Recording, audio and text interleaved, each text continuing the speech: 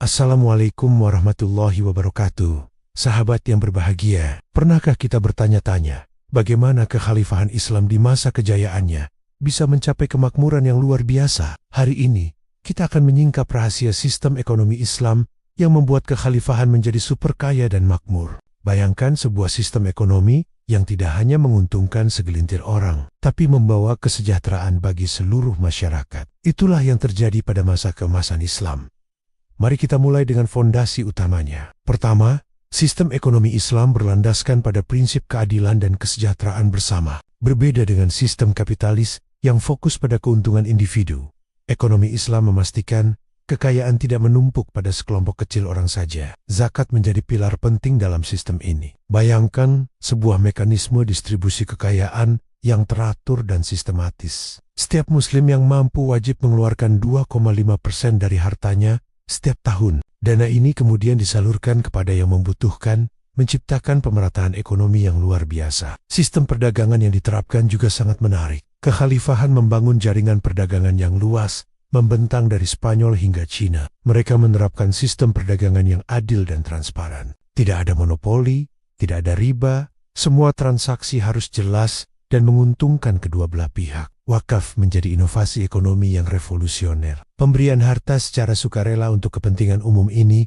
memungkinkan pembangunan infrastruktur seperti rumah sakit, sekolah, dan fasilitas publik tanpa membebani kas negara. Bahkan, hasil wakaf produktif bisa membiayai operasional lembaga-lembaga tersebut. Yang menarik, kekhalifahan juga memiliki sistem perpajakan yang adil. Pajak dipungut sesuai kemampuan dan digunakan untuk kepentingan rakyat. Sistem ini menciptakan trust yang tinggi antara pemerintah dan masyarakat. Inovasi dalam bidang keuangan juga tak kalah hebat. Mereka mengembangkan sistem cek dan surat berharga yang memudahkan transaksi perdagangan internasional. Bayangkan, di masa itu sudah ada sistem transfer uang antar kota yang aman dan efisien. Pengelolaan sumber daya alam dilakukan dengan bijak. Ada aturan khusus tentang kepemilikan tambang, lahan pertanian, dan sumber air. Semua dikelola untuk kepentingan bersama, bukan dikuasai segelintir orang. Sistem ekonomi Islam juga mendorong produktivitas. Setiap orang didorong untuk bekerja dan berproduksi. Harta tidak boleh ditimbun,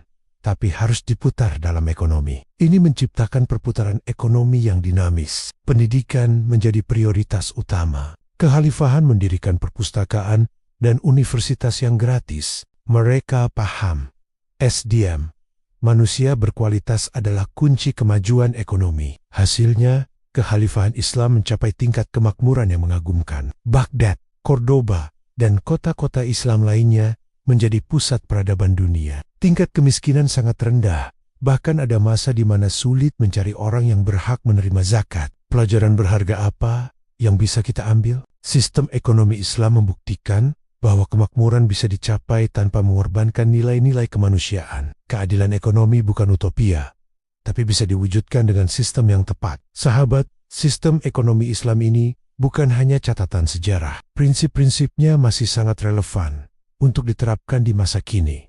Bagaimana menurut kalian? Yuk, share pendapat kalian di kolom komentar. Terima kasih sudah menonton sampai akhir. Jangan lupa like, subscribe, dan share video ini ke teman-teman kalian. Aktifkan juga lonceng notifikasinya agar tidak ketinggalan video-video menarik lainnya. Sampai jumpa di video berikutnya. Wassalamualaikum warahmatullahi wabarakatuh.